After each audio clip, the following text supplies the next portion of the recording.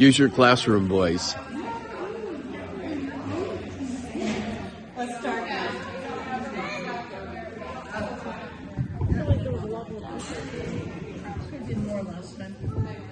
We're going to go ahead and start now. In the last 2 weeks, we've heard testimonies from Jay Holmes and Steve Winter, and they were fantastic. And next week, we're going to hear from Judith Moore, who's one of our newer people at church, and she's here. You don't know who she is. And the last week. I did mention Steve already. No, Matt. Oh, I'm not there yet. Okay. Let it go. Today we'll be hearing from Carol Lackey, Hess, and Carol was born or raised in Stockton area. She's kind of native to our area, and she spent a lot of her life being a seminary professor, including teaching at the Claremont School of Theology and the Emory School of Theology. She has her family here with her today: Ernie, Marie, Mitch, Genevieve, and Callan. She has 6 grandchildren altogether, with another one on the way, but not from this group. They've lived in New Jersey, Georgia, Southern California, and I'd sure like you to welcome Carol Lackey Hess.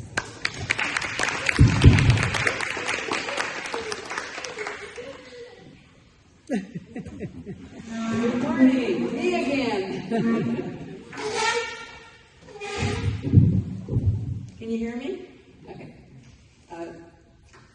On Sunday, I preached on Jesus the Light, and I told you about a moment in my life when Jesus was present to me as light.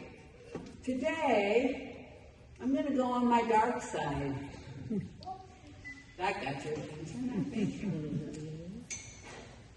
During my early teen years, 13, 14, I was heavily involved in Lincoln High School's summertime theater program. Summertime 70, summertime, I don't know, 69, 71, around those years.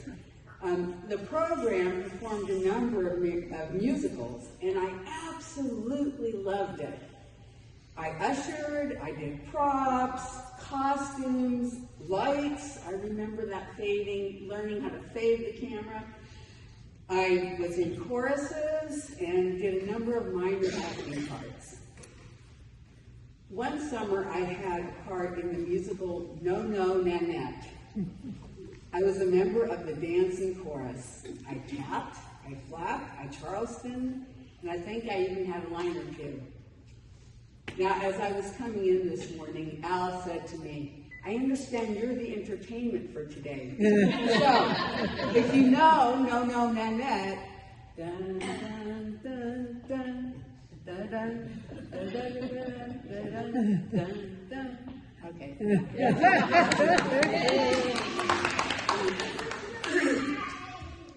Now, on the evening that my mother and younger sister were coming, I was really excited.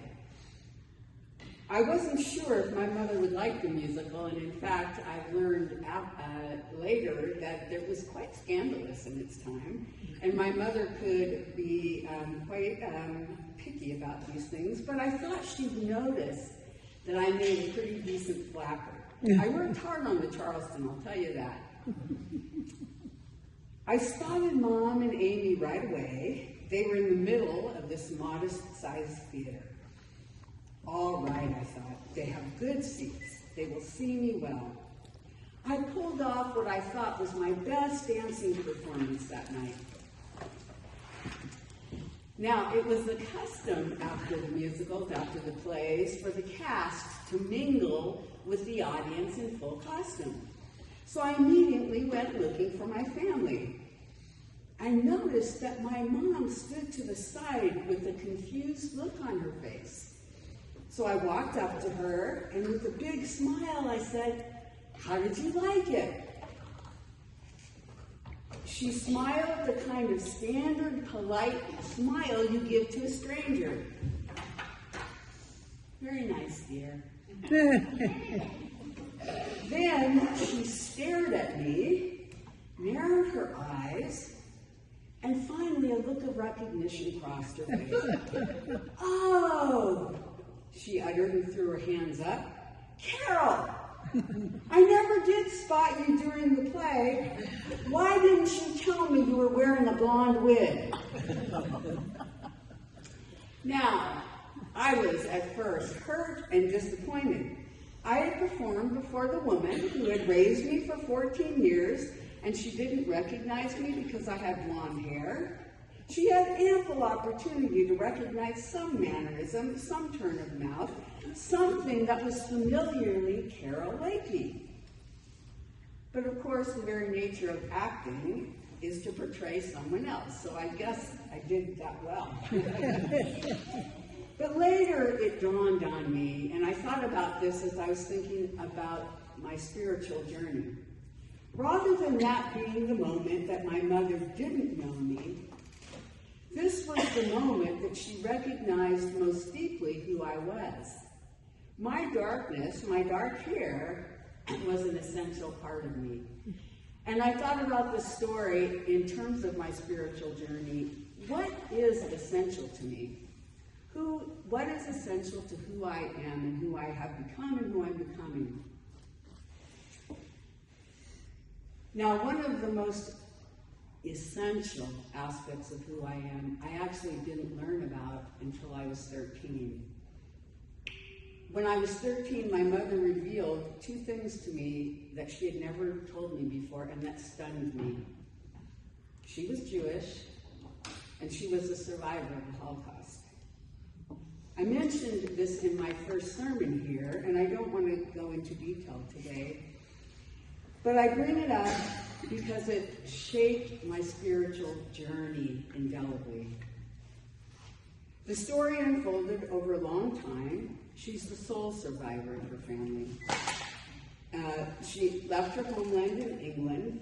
She left her homeland in Germany for England. And on the day she told me, she said, "My brothers deserved to be here more than I did." Now, I wasn't raised in any religious tradition, but she did expose me to both church and synagogue. And I have always had faith in God, but the faith has always been wrought with the hard questions of life. Why so much suffering? Where is God in those difficult moments?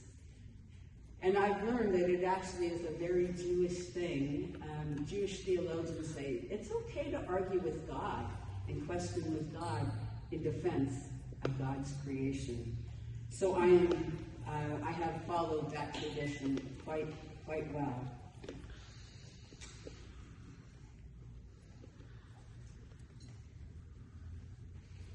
A second aspect of who I essentially am is being a lifelong learner and student. Now, I didn't stay in theater because I realized after a while, and you realized it too, that I didn't have the talent. Academics was my strength as a kid. I felt at home in school. Our home life was very chaotic at times and unstable, but school made sense to me.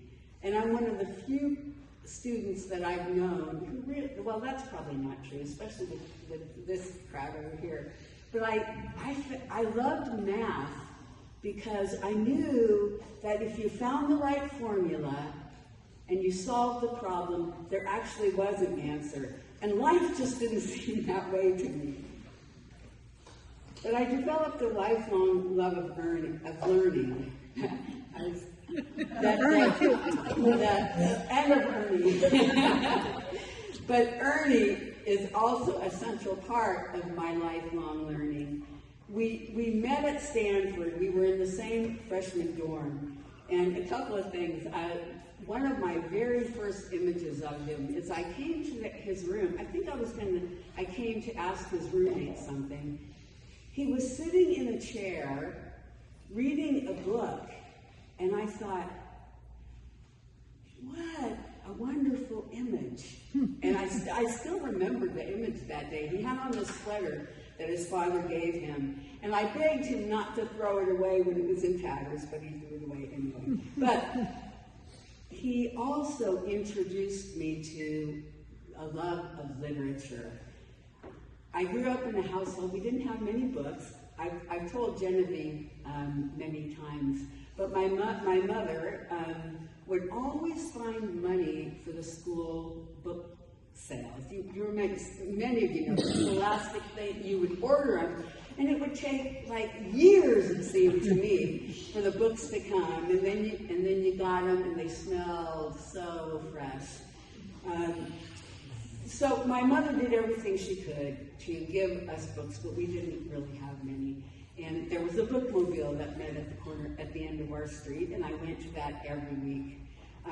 But Ernie introduced me to world literature. My strength up to then had been more in math than in literature. But he introduced me to Dostoevsky and Tolstoy, and then I moved on to George Eliot and Jane Austen and Theodore Dreiser. And one thing many of these authors had in common is the thread that carried me in my spiritual journey. They asked the hard questions and told the hard stories. Dostoevsky especially, he had both faith in his book, in his novels, and questions. As a professor, I continued to ask those hard questions in my teaching and to raise questions in theology about where is God in the midst of tough times. Over the years, alongside this pressing the hard questions, I also developed, which probably saved me, refuge in nature.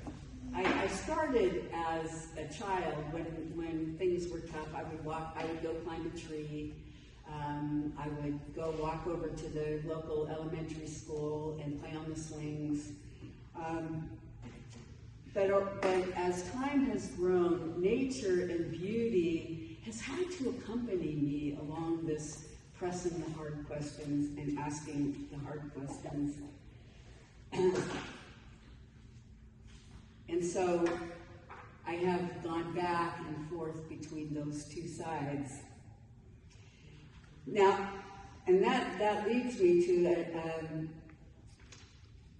I was going to try to just do this without my notes, but as a former professor, I always have to have notes. But to another central aspect of who I am that I didn't know fully until just a few years ago. I always knew that my parents briefly lived in Monterey, and I was born in Monterey. But about 10 years ago, 7 to 10 years ago, I was looking at my birth certificate. I needed it for something. And for the first time, I saw the address where my parents lived on my birth certificate. And it was on 19th Street in Pacific Grove. And I mentioned it to Ernie, and he said, well, we should go. We should go to that house. So about 7 years ago or so, Ernie and I and our beloved dog, Jessie, who we lost a couple of years ago, went to Pacific Grove and went to see the house that we lived in. And now, it probably doesn't really say anything about me that I felt immediately at home and that this is where I belong, because Pacific Grove is beautiful. So, but I did feel like I'm home. This is where I belong. And in fact, it also deepened the side of me that joined the hard questions, the side of me that could also pause and say, there is divinity in this creation. There is divine presence in beauty. There is soul healing strength in beauty. And we've gone as an extended family to Pacific Grove, and in fact, the first time I went with the kids, when I got into the ocean, I was running in the waves, saying hello to home, and Mitch took this picture and duplicated it for me, and it's also a poster in our house. So that has become another late understanding, but essential part of me, the sense of being at home in nature, at home in the ocean, and yes, even the daughter of Pacific Grove. Now, this also leads into, partly because of beauty, partly because of gratitude, and partly because Pacific Grove is also a place that our family goes. A central part of me is a love of family, and also a love of being a grandmother. Now, I'll have to admit to you, more than 10 years ago, Marie started calling her dogs my grand puppies. And I bristled a little bit. It's like, I don't know if I'm ready for this title yet. I don't know if I'm ready for this position yet. But I tell you, by the time the grandkids came, my favorite title, my favorite thing being called, go ahead and call me Grammy. And this came home to me, and I do want to say that a love of family is not just the people that you either adopt or bear, but family are those people you are connected to, and I've understood that too, and I'll say something more about that. But during COVID, when we were first told not to leave our houses and not to go out in public, we had to talk to our grandkids on Facebook. FaceTime. Yeah, I get those mixed up. So Genevieve was maybe 2.5. Callan was a baby.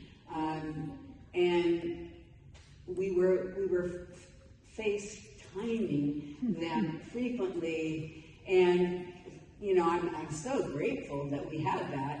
But one time we were FaceTiming, and Genevieve says, "I want you to be at my house," and I said, "I want to be at your house." Well, we probably did this a little bit before it was kind of announced that you could, but we decided that we were going to form a bubble. And so after months, what seemed like years of only FaceTiming, we drove up to the house, and we pulled up to the curb. I was telling Jay this story last week. So we pull up to the curb, and Genevieve, 2.5, or maybe closer to 3 by then, probably 3, was in one of those little plastic cars that you ride. She was riding along, and it was a little bit of a tight fit. So I opened the door, and as soon as my leg is out the door, she is getting herself out of this car as fast as she could and runs to me and throws her arms around me. Luckily, it was in front of the lawn, because we both fell backwards onto the lawn, and it was just such a moment of coming home, of being home to family and kids, and recognizing that family means a lot to me. And church family, I have come to also recognize over the years, but also what I said last week, and I really meant it, having been sick for several weeks and out of church, I had that same feeling when I came back to church, that, we've been separated, and we are back together again. Should I stop? Is it pretty much time? No. Keep All going. right, one more thing. I actually put it at the end just in case I didn't have time. But I think I want to mention it because it's also connected to this church family a bit. So, when my favorite movie as a kid was Wizard of Oz, and I've told the story. That's right. I told the story to Genevieve and Callan, and just like the story of my mother, it's I left out some parts, but back in the day when you could only see it once a year because it came on TV, I always knew that it was coming up, and I always waited for it. And I only saw it in black and white. My family didn't get a color TV till I was in college. But I anticipated that day every year. And the story has layers of meaning, and I have the DVD now, so I can watch it whenever I want. But I think what drew me was Dorothy's, both her desperate attempt to escape danger and chaos and get back home, and then her realization how important family was when she woke up. How important it was both literally and metaphorically. Now, in some ways, I feel like I've been trying to find my way home all my life. Home to myself, to that which is most essential to who I am, home to family, to those who are most essential to who I am, and home to God, who's always been essential, even as my understanding of God has changed over and over, but the bedrock faith in God has been there, sometimes really strong, other times flickering. It has seemed to me, though, that unlike Dorothy, I've had to build that yellow brick road, and I've had to pull up some of the bricks and put others down and retrace my path and figure out where to go. And there have been a few tornadoes in my life that have swept me into places of both beauty and grave danger along the way. It's not surprising that home is so important to me. As I've said throughout this, and my mother did the best she could, and as I've been reading through her diaries in the time since she died, I appreciate her more. But life was unsettled as a child. We moved often, sometimes traumatically, especially the first 10 years of my life. And when I was 9 or 10, we literally went through a few months of homelessness. We had been living in the room. My mother had been taking care of an ailing woman, and we had been living in a room of her house. And we suddenly had to leave, and we lost a lot of our possessions in the process. And we ended up, and I've said this to the book group that I'm a part of, but we ended up in the Haven of Peace in Stockton, which actually still exists, although I don't know if it's quite that. I think it's now, maybe it was a women's shelter then. I mean, it was my mom and us 2 kids at that time. Because we had so few things with us, I remember, this may be a little bit TMI, but I remember having to wash my underwear in the bathroom sink. I only had a few pairs with me, and we were there longer than that. And I think about that. I thought about that when this church collected underwear, and I did buy a big bonus pack, and it was kind of and then for the kids and a smaller pack for the women. But I can tell you, those underwear that this church collected were needed and appreciated. And that takes me, again, to what I said just a few minutes ago. This church does feel like home to me in so many ways. And that is, the community cares about each other, but it cares beyond its borders. The community asks hard questions in life. The community appreciates the good things, is grateful. There's a lot of gratitude in this community, and we're different, and that's good. We bring different things, and we don't always agree with one another, but there are a lot of things we do agree about. So thank you for welcoming me home after I was sick, and for welcoming us here as a family. And I'll stop there and see if you have anything else you want to ask or converse with. Were you ever a pastor of a church? I was an interim pastor for about a year and a half. Yeah, and I have my saying. I was thinking about that this morning. You're going to get these hymns, my favorite hymns, every time I do something. And at the same church, I did that. And so on my going away party, they made kind of a joke of it, but they played all my favorite hymns. But yes, I was an interim pastor, and I went to seminary as well as. I got my Master of Divinity as well as my PhD. So I did do student pastoring quite a bit as well.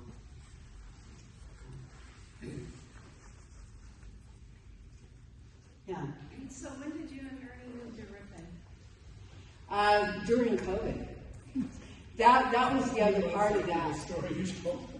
Yeah, very soon after that story. In fact, he was actually still working at the church in Pleasant Hill, but we made a decision. Leon's not offended. He told me he was going to get out and leave. Or he may be offended too, but he told me he had to go. But we actually made that decision, and because we did not, this was still a period of great uncertainty. The hard thing about that is nobody really knew what was going to unfold. We hadn't, as a culture, experienced that. So, we said we really don't want to be separated from our family again. And it turns out that it was also a really good time in the market. It worked out well, that way too. But so that's what we did. We did it during COVID. July 2020. July 2020. Yeah. So almost 5 years. Yeah. 5-year anniversary's coming up. And if this is the other thing. If I would have imagined, we live 3-4 houses from Marie.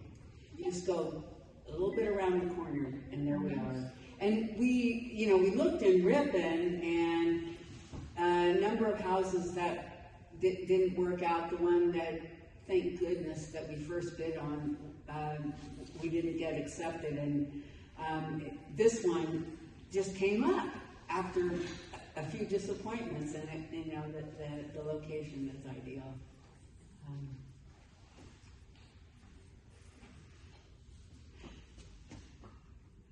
I think the last thing that I wanted to mention.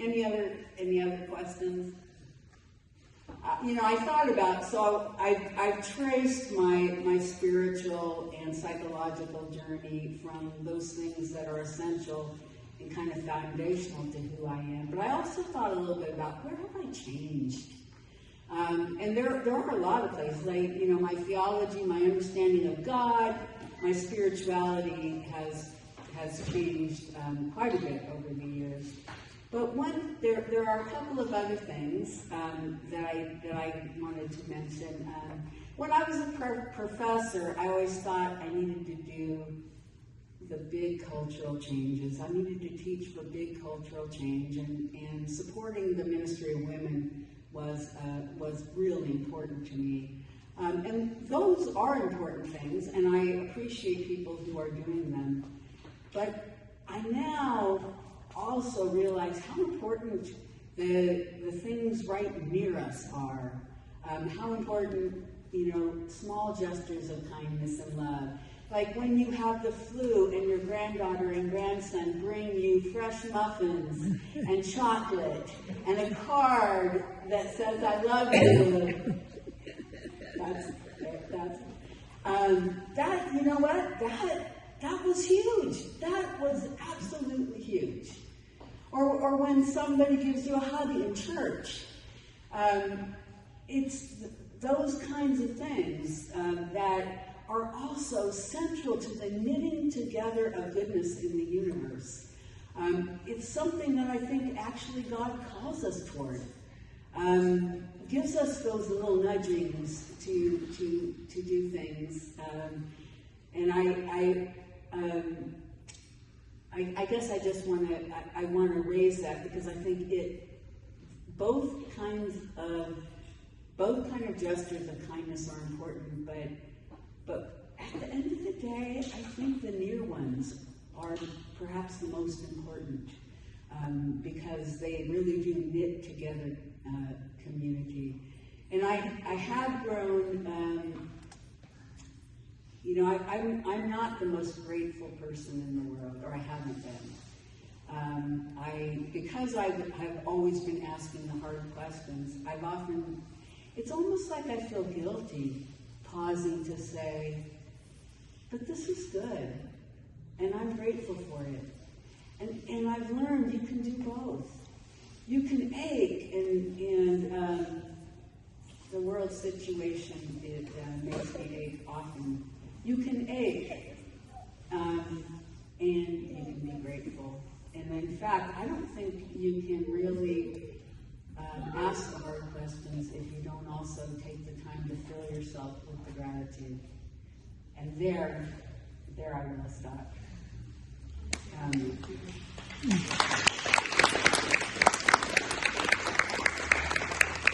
So, will you pray with me?